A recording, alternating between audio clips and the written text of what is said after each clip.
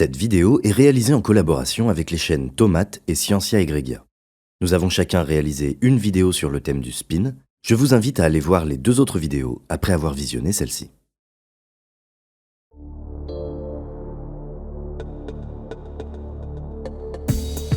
Bonjour à tous, aujourd'hui dans ScienceClick, le spin. À l'échelle fondamentale, la matière est composée de particules, des petits paquets d'énergie qui existent en différentes versions et qui composent tout ce qui nous entoure. Les particules possèdent des propriétés, comme la masse ou la charge électrique, qui définissent leur comportement. Mais en 1922, l'expérience de Stern et Gerlach identifia une nouvelle propriété. En l'envoyant à travers un champ magnétique inhomogène, un faisceau d'électrons se scinde en deux. La moitié des particules est déviée vers le haut, l'autre moitié vers le bas, comme s'il existait deux types d'électrons réagissant différemment. De façon classique, on imagina d'abord que les électrons se comportaient comme des billes, tournant sur elles-mêmes et engendrant un petit champ magnétique à la façon d'un électroaimant. Ceci expliquerait qu'ils soient déviés, mais pas que le faisceau se scinde en deux. Les électrons seraient plus ou moins alignés avec le champ magnétique et donc plus ou moins déviés, formant un faisceau plus large. On calcula par ailleurs que cette explication nécessite que les électrons tournent plus vite que la lumière, un résultat absurde. Aujourd'hui, la théorie quantique des champs, notre modèle le plus abouti, décrit les particules comme des points sans dimension. Ce ne sont pas des billes, elles n'ont pas de taille et ne peuvent donc pas tourner sur elles-mêmes. En somme, les particules semblent posséder une propriété intrinsèque, au même titre que leur masse ou leur charge, qui fut baptisée le spin. Dans cette vidéo, nous allons tenter de comprendre l'origine de cette propriété et pourquoi le faisceau d'électrons se scinde en deux. Et bien qu'on le présente souvent comme une notion de physique quantique, nous allons voir que le spin découle plutôt de la géométrie de l'espace, des rotations et de la théorie des groupes.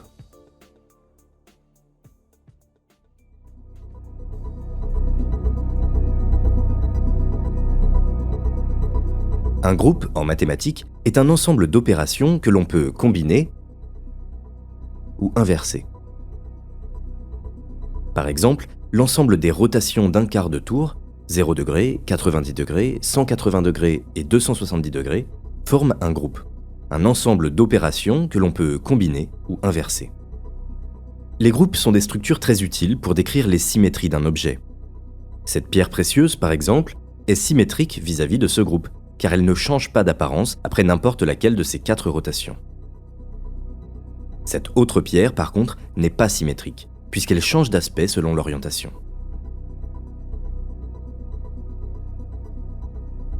Ce groupe en particulier, formé de 4 rotations, est appelé par les mathématiciens Z sur 4Z. Un nom barbare qui signifie simplement qu'il est formé par une opération qui s'annule lorsqu'on l'applique 4 fois d'affilée. Bien sûr, il ne s'agit que d'un exemple de groupe parmi tant d'autres. Les heures sur une horloge sont décrites par Z sur 12Z, le groupe qui revient au point de départ après 12 rotations. Il existe aussi des groupes infinis, comme Z carré, le groupe qui contient tous les déplacements possibles de ce damier. Et même des groupes continus, comme celui de toutes les rotations entre 0 et 360 degrés. On l'appelle SO2, car c'est le groupe des rotations en 2 dimensions. Le groupe SO3, quant à lui, décrit les rotations de l'espace à 3 dimensions. Et en relativité restreinte, on étudie le groupe SO3.1, le groupe de Lorentz, qui décrit les rotations de l'espace-temps avec 3 dimensions d'espace et 1 dimension de temps. Mais pour bien comprendre ce qui va suivre, revenons à notre premier exemple, plus simple, et concentrons-nous sur le groupe Z sur 4Z, qui contient seulement 4 rotations.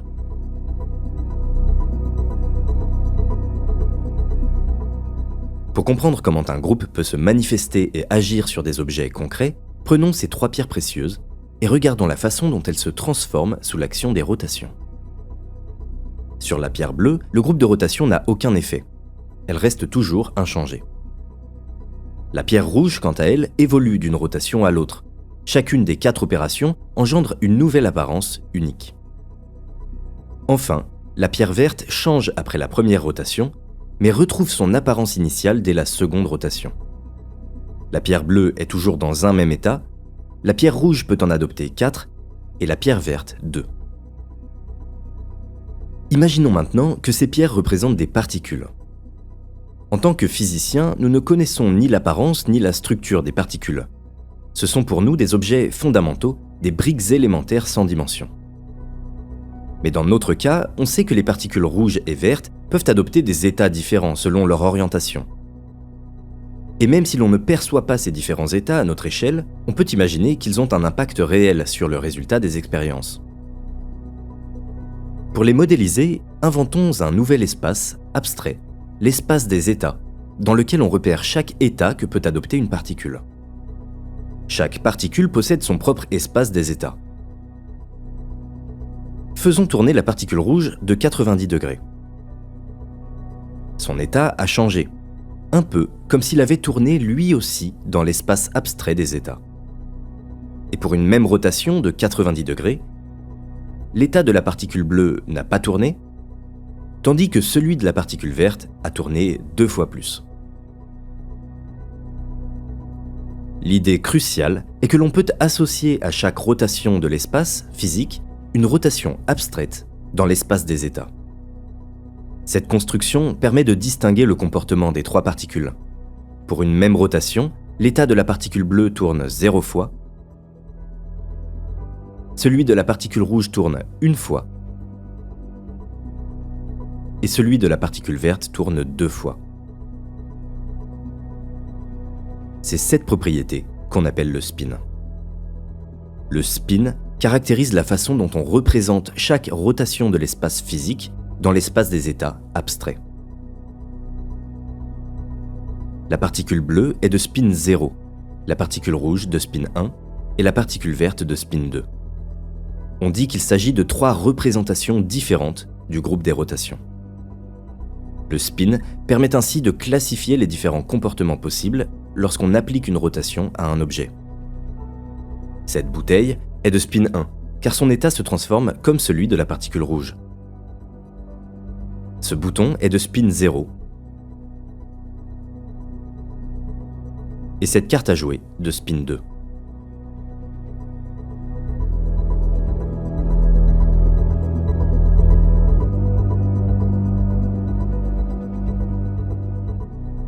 Pour pouvoir faire des calculs et des prédictions, les physiciens ont l'objectif de modéliser le monde dans le langage des mathématiques. Au lieu de boutons, de bouteilles ou de cartes à jouer, ils cherchent plutôt des outils mathématiques pour décrire tel ou tel objet. Un objet de spin 0 sera généralement modélisé comme un point ou un nombre, une entité qui n'a pas d'orientation dans l'espace et garde toujours le même état. Un objet de spin 1 sera modélisé généralement par un vecteur, une sorte de flèche qui pointe une direction et change lorsqu'on la fait tourner.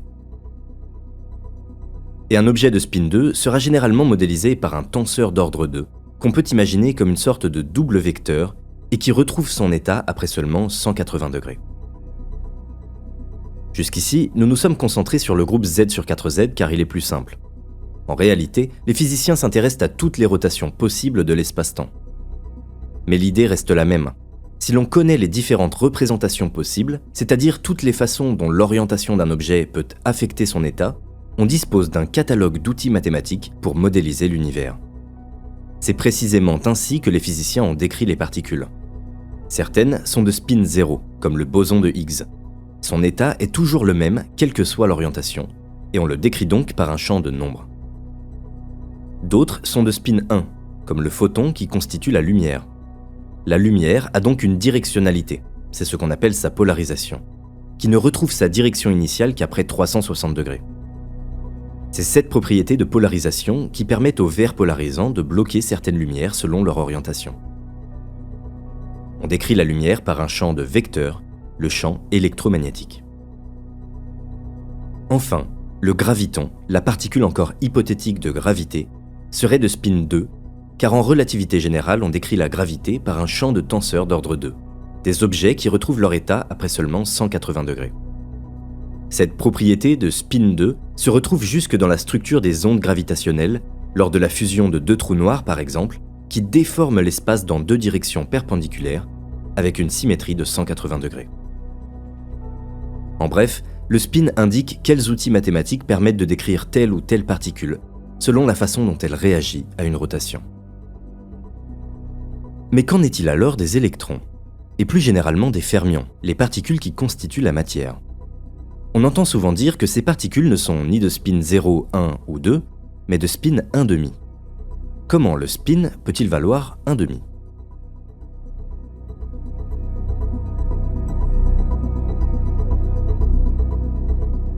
Si l'on reprend notre exemple et qu'on imagine une nouvelle pierre de spin 1,5, chaque rotation n'engendrerait qu'une moitié de rotation dans son espace des états.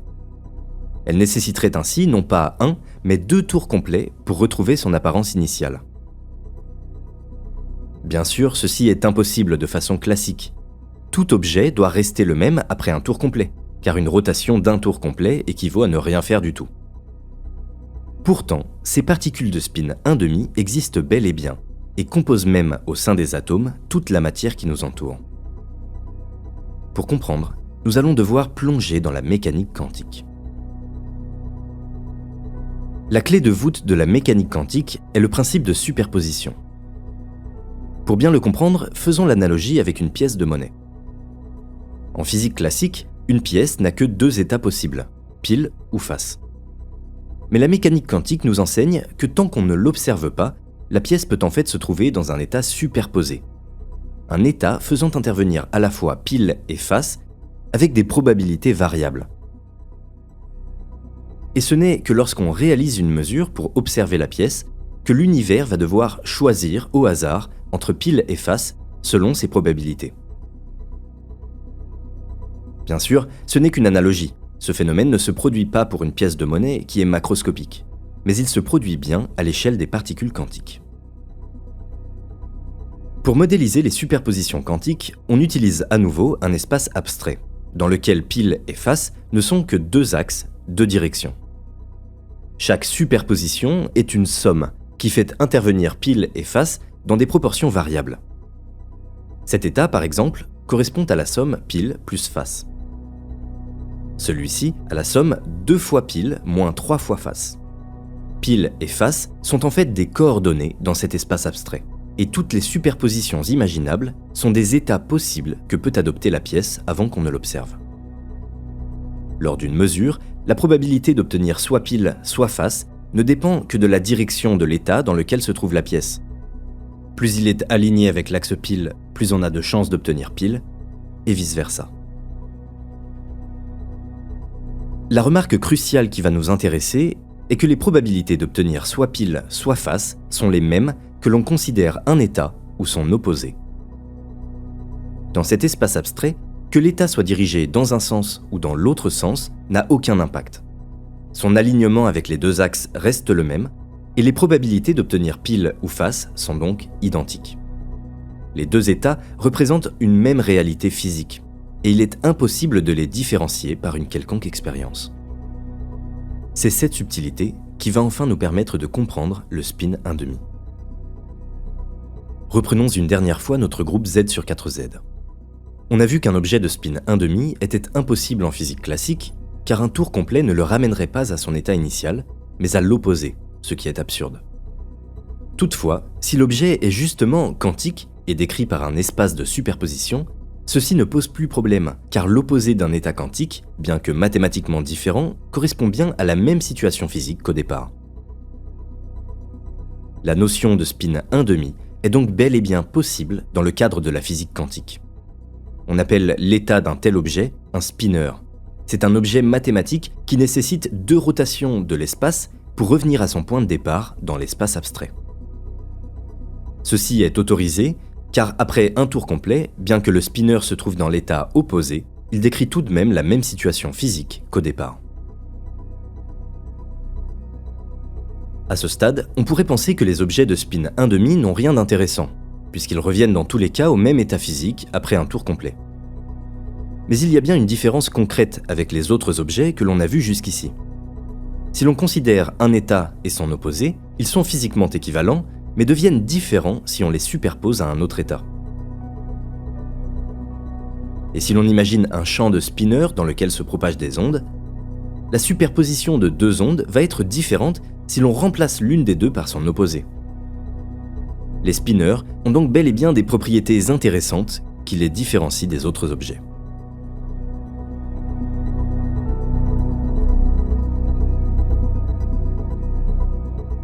Avec toutes ces notions, nous pouvons enfin comprendre ce qu'est le spin d'un électron. L'électron est une particule de spin 1,5. Cela signifie qu'on peut la modéliser par un champ de spinner, des objets abstraits qui ne retrouvent leur état initial qu'après 2 tours complets. Lorsqu'on prend un électron, au hasard, son état va pointer dans une direction de son espace des états. C'est ce qu'on appelle son état de spin. Les physiciens ont baptisé les axes de cet espace up et down, haut et bas en anglais, car les électrons dans ces états sont respectivement déviés vers le haut ou vers le bas dans l'expérience de Stern et Gerlach. Si l'on fait tourner l'électron sur lui-même, son état de spin va lui aussi tourner dans l'espace abstrait, mais 2 fois moins vite. Un électron spin up se retrouve spin down après 180 degrés. Ces 2 états sont analogues aux axes pile et face de la pièce de monnaie quantique, si bien que lors d'une mesure, l'électron va choisir au hasard entre l'un des 2 résultats, soit up, soit down. C'est cette propriété que l'expérience avait mise en évidence en 1922. La raison pour laquelle les particules avec un spin se comportent comme si elles tournaient sur elles-mêmes est assez technique et dépasse le cadre de cette vidéo. Sans rentrer dans les détails, ce lien provient du fait que le moment cinétique d'un corps, qui caractérise son mouvement de rotation autour d'un axe, se calcule en regardant l'action d'une petite rotation sur l'état de l'objet. Et puisque le spin caractérise justement la façon dont une particule change d'état lors d'une rotation, il agit comme un moment cinétique interne à la particule et engendre des effets similaires à ceux d'une rotation. Encore une fois, il est bien important de saisir que l'état de spin d'un électron, up, down ou une superposition des 2, n'est pas une direction dans l'espace.